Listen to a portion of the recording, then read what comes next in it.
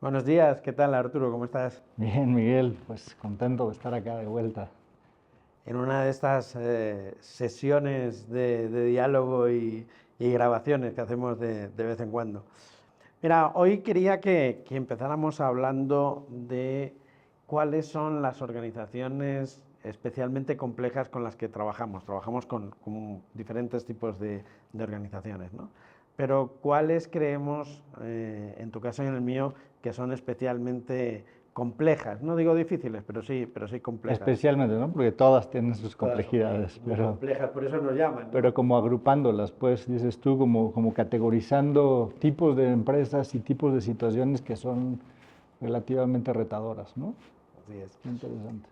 Y yo quería empezar hablando de lo que yo llamo, bueno, nosotros llamamos organizaciones AAA. Y les llamamos a organizaciones AAA porque son organizaciones de alta afinidad y ambivalencia. Tienen esas tres As, ¿no? Y primero empezamos definiéndolas como organizaciones que no necesariamente son empresas, porque empezamos por ahí, ¿no?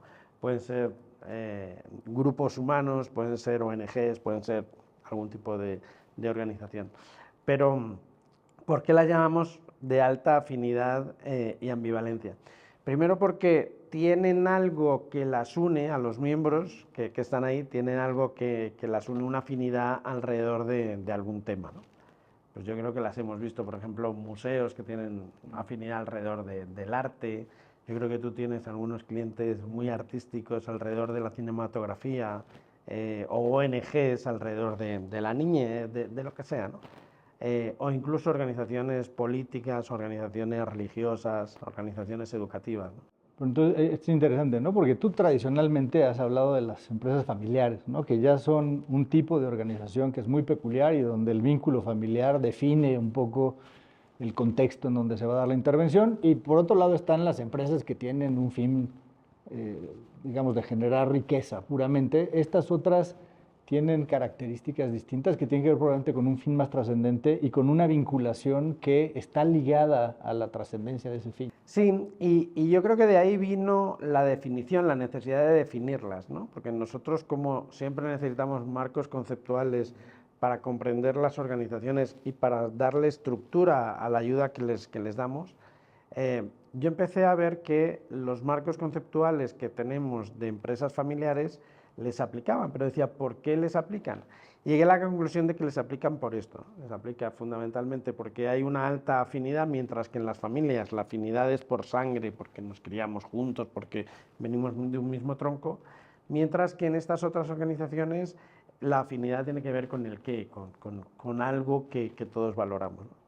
Pero sobre todo esto te lleva a una alta ambivalencia, ¿no? ¿Ambivalencia de qué? De roles. Mientras que en las familias decimos pues, que hay muchos roles jugando, pues soy hermano, hijo, pero a la vez soy accionista, estoy en la junta directiva o llevo un área funcional de la empresa.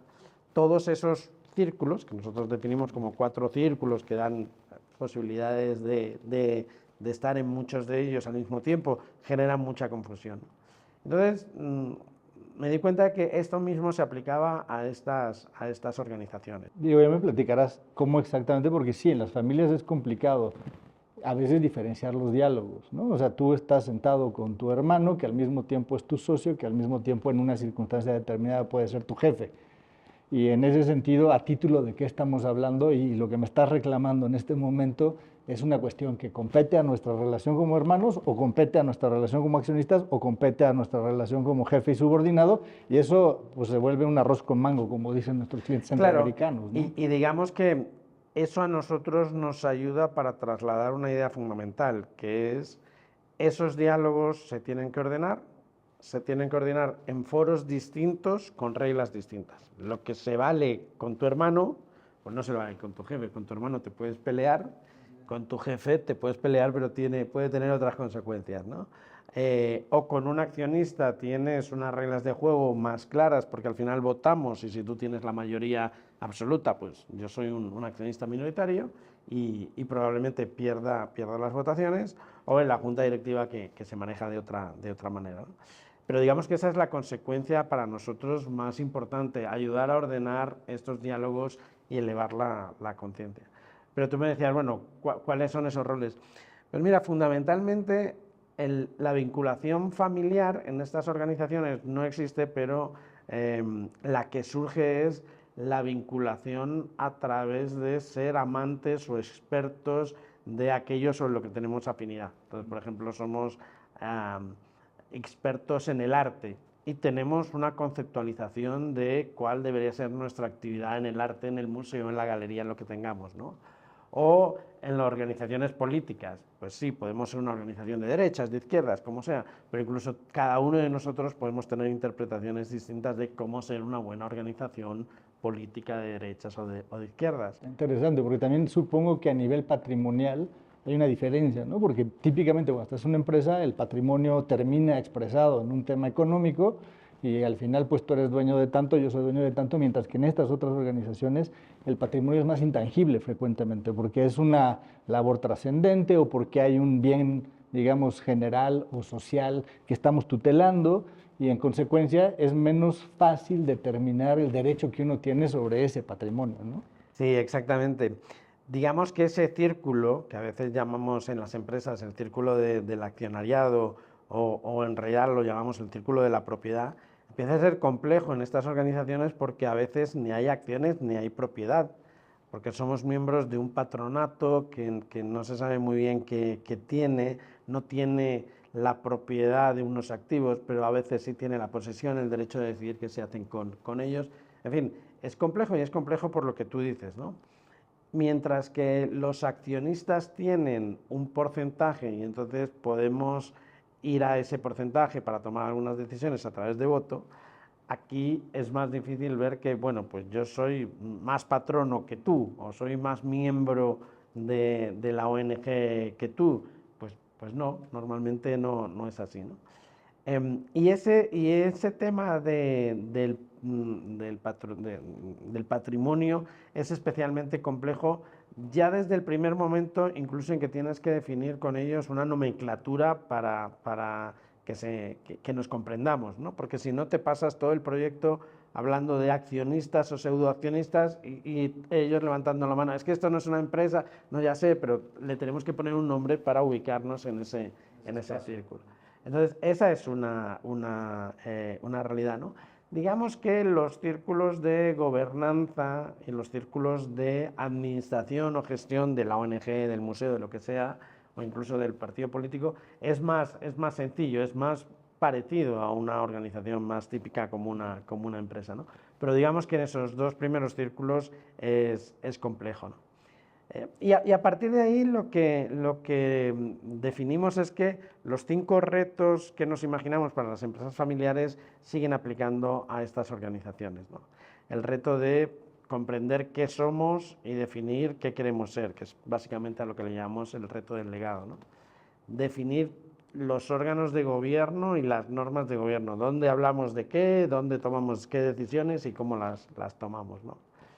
El reto de la sucesión, que es cuando alguien ya se cansa de estar en eso, se va y se quedan espacios vacíos, cómo se llenan.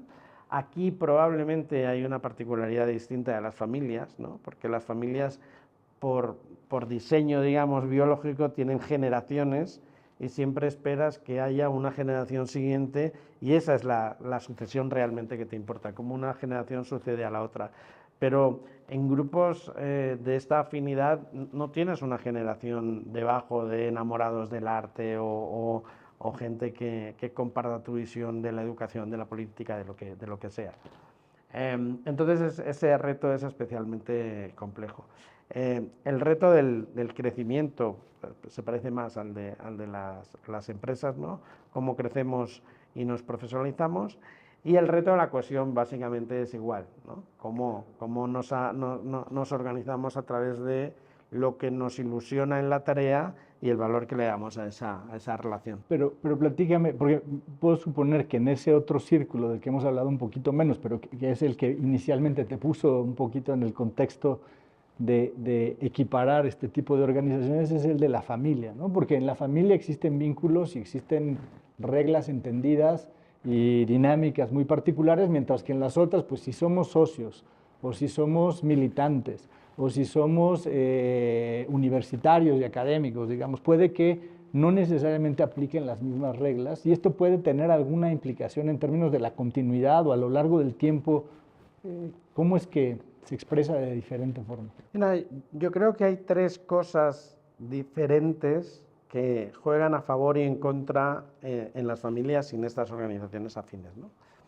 La primera cosa que juega a favor y en contra de ambos tipos de organizaciones es la pertenencia. En la familia, tú perteneces a la familia desde que naces y no puedes dimitir. Te puedes ir, puedes dejar de hablar de tu familia, te puedes ir a América como hice yo, pero aunque yo esté lejos y aunque me hubiera enfadado con mis hermanos y no he vuelto a hablar con mis hermanos, en realidad sigo siendo el hermano de América, el tío de América o el primo de América, ¿no? Sigo estando presente en la familia, en las conversaciones, en el imaginario, aunque no esté allí. Pero de una organización como estas ONGs, sí puedes dimitir, sí te puedes ir, ¿no? Entonces eso juega a favor y en contra, digamos a favor, porque son organizaciones más libres donde, mira, si el sufrimiento ya es extremo, lo mejor que puedes hacer es irte, ¿no? Pero también juega en contra de la continuidad, porque si los que se cansan y se van son los líderes que hacen que esa estructura tan compleja se mueva, realmente ponen en mucho peligro a la organización. En peligro de desaparecer o en peligro de adormecerse. Entonces ves cómo estas organizaciones entran en procesos muy planos de muy poca renovación, ¿no? Digamos que esa es una primera... Es interesante porque me hace pensar lo que dices en un par de clientes, digamos, en donde unos tienen esta frase, estamos condenados a vivir juntos, ¿no? Y eso al final, como tú dices, puede ser una condena, pero al mismo tiempo puede ser un beneficio, porque cuando hay una coyuntura urgente, te convoca a tener que resolver la cosa porque de lo contrario la insatisfacción a la que estás condenado es brutal, ¿no? Ahora, puedo entender también que en las familias el tipo de intoxicación que puede darse en unos hermanos pidiéndole cuentas a otros y fastidiándolos con el patrimonio común puede ser muy doloroso, ¿no? Pero ¿cómo se expresa esto del lado de las organizaciones altamente afines? Ese arroz con mango del que hablas, que al final es las empresas familiares, soy familiar, soy accionista, pertenezco a un órgano de gobierno o estoy en la empresa, y la confusión de esos roles, en estas organizaciones no eres familiar, pero eres otra cosa muy intangible, ¿no? Si estás en una organización cuya afinidad está en torno al arte, eres un enamorado del arte, a veces un experto o un aficionado. Y entonces hay diálogos en los que te permites hablar en un diálogo o en una posición muy equitativa o muy igualitaria. Todos somos iguales de aficionados al arte, entonces por eso podemos decir si esta exposición es conveniente o no es conveniente, ¿no? Sí, pero a lo mejor no perteneces al comité que decide qué autores contratamos o que curamos la exposición. Digamos que viene por ahí, ¿no? Y de nuevo, tiene que ver con esa confusión de dónde tomamos las decisiones, quiénes tomamos las decisiones y por qué tomamos las decisiones. Pero digamos que esa es una diferencia evidente, ¿no? Pero hay otras que son más sutiles y igual de importantes. Decíamos que las empresas al final tienen un P&L y tienen ganancias y tienen pérdidas. En la medida en que tienes pérdidas, las empresas se mueven o se mueren. Estas organizaciones no tienen P&L, aunque tienen que tener un cierto presupuesto y una cierta capacidad de mantener dinero para autofinanciarse o para recibir financiamiento de otros. Pero a veces esa amenaza de la quiebra no existe y entonces es un inconveniente porque los hace quedarse casi congelados en el tiempo, con muy poca actividad, reuniéndose, pero realmente traicionando la visión y la misión con la que nacieron. Las fundaciones, particularmente, son un caso de este estilo. Fundaciones o ONGs que de repente empiezas a ver cómo bajan de actividad porque no resuelven el tema financiero. Que es interesante el tema del anquilosamiento de ese tipo de organizaciones que ahora tiene un reto particular, ¿no? Con lo que está pasando en el tercer sector en términos de la disminución de los fondos y del acceso a financiamiento internacional, en donde al no tener eso, pues quizá el músculo nunca lo han tenido los patronos, por ejemplo, que ejercer de una manera más activa, ¿no? Para ir a buscar los fondos que les permitan continuar adelante, ¿no? Y entonces quizá están pagando ahora años de esto que tú estabas diciendo, ¿no? Sí, y eso te lleva a otra confusión muy sutil y un poco perversa, ¿no? Porque son ONGs donde em, todos estamos, por ejemplo, en el mismo patronato, pero hay una diferencia que nadie menciona, que es que a lo mejor hay un patrono que es el que paga. Entonces todo el mundo lo sabe y las decisiones se inclinan a quien al final pone el dinero para que podamos activar. Pero no se declara, no se lleva a una estructura de porcentaje de acciones y todo se vuelve muy confuso, porque como el que paga, pues al final impone su criterio, pero no de una manera transparente, ¿no? Y hay otras cosas que tienen que ver con esto, especialmente en las ONGs, el concepto de voluntariedad, ¿no? Que para mí es muy peligroso. Porque en la medida en que participamos de la administración, de la gestión, pero lo hacemos de manera voluntaria, tenemos un incentivo muy perverso a no rendir cuentas. Es decir, no me pidas que sea eficiente porque lo estoy haciendo gratis. Esto le estoy quitando tiempo a mi familia para dárselo a los niños pobres, al arte, a lo que sea. Fíjate que pienso en una organización, una escuela con la que he trabajado mucho tiempo, que es una escuela religiosa, en donde, y tiene tanto tiempo la escuela, digamos, que uno de los fenómenos que hace más compleja la gestión y que tiene que ver con este tema de alta afinidad, alta ambivalencia, es la endogamia.